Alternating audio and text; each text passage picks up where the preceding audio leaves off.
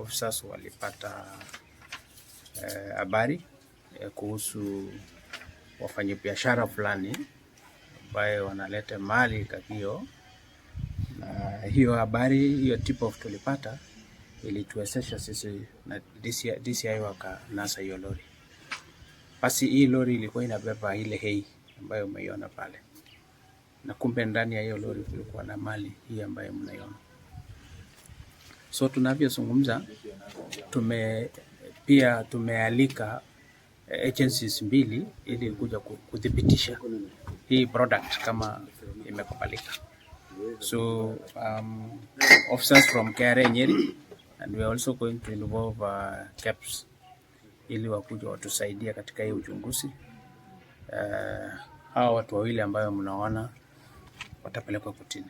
So tunavyozungumza, tumepata crates ya pombe ya aina mbalimbali.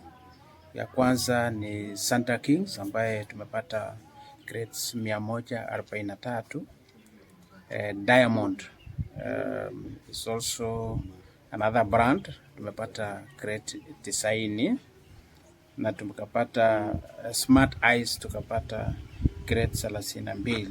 Just want to warn people to buy licensed products. Wanunue bidhaa ambaye imeruhusiwa na serikali itumika kama chakula. Why this thing is popular? It's because of the price. And our people like to go for cheap things.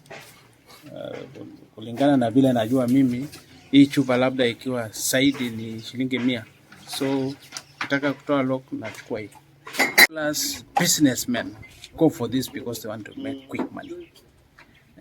Wanawacha ile vitu ambaye imeruhusiwa, wanataka kunywa hizi mali chafu. Therefore, I cannot say this is suspicion. We need to bring other agencies to come and assist us with the investigation ili hatua kali ichukuliwe kwa wale wafanyabiashara wanachukua